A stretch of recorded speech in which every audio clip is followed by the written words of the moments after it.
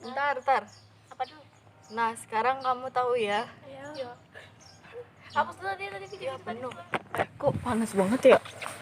Pindah ah. Taruh ini gua HP gua. Tuh dia bawa.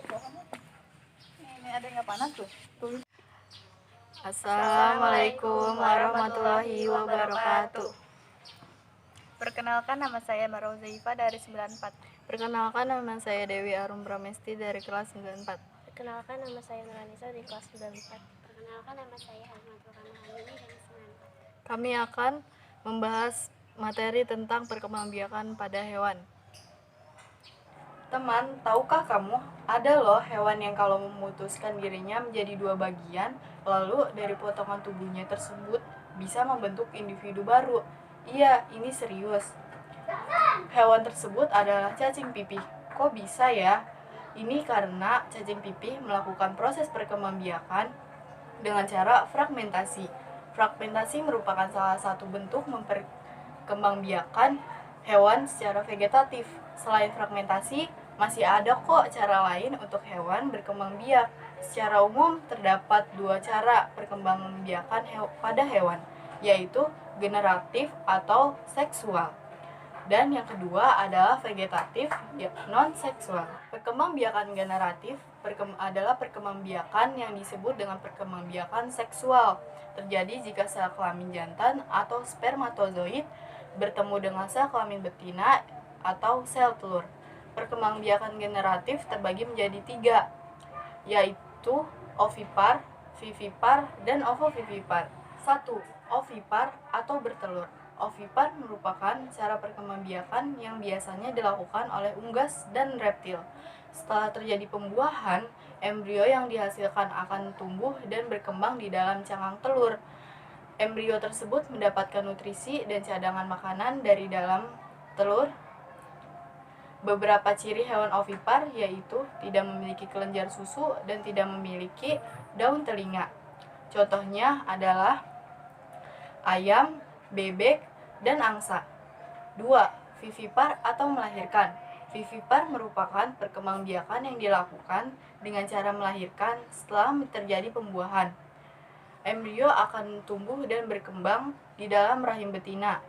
Selama di dalam kandungan, embrio tersebut mendapatkan nutrisi dari makanan yang dimakan oleh induknya melalui plasenta. Beberapa ciri hewan vivipar yaitu memiliki kelenjar susu, memiliki daun telinga, dan tubuh yang dilindungi oleh bulu.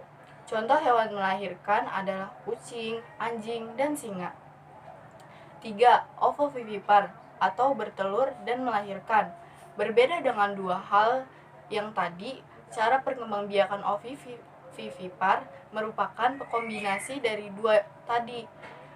Ketika terjadi pembuahan, maka embrio yang dihasilkan akan tumbuh dan berkembang di dalam telur. Sekilas memang terdengar mirip ovipar, tapi pada ovovivipar, telur tersebut tidak akan dikeluarkan dari tubuh induknya, melainkan akan tetap berada di dalam tubuh induknya sampai menetas. Setelah menetas, baru calon anak tersebut akan dilahirkan lewat tubuh ibunya. Jumlah hewan yang berkembang biak dengan cara ovovivipar ini tidak sebanyak ovipar dan vivipar. Beberapa hewan yang berkembang biak dengan cara ovovivipar diantaranya adalah platypus, kuda laut, beberapa spesies ikan hiu, dan iguana. Perkembangbiakan vegetatif disebut juga sebagai perkembangbiakan aseksual.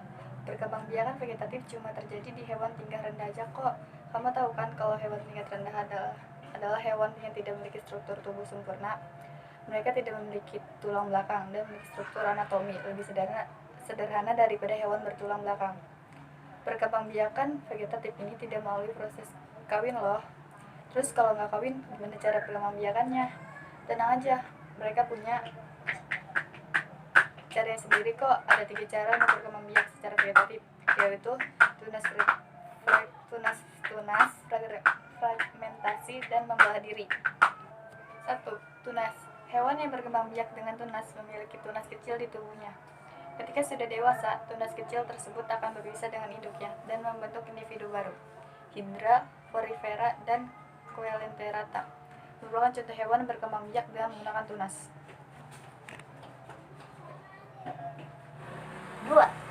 fragmentasi.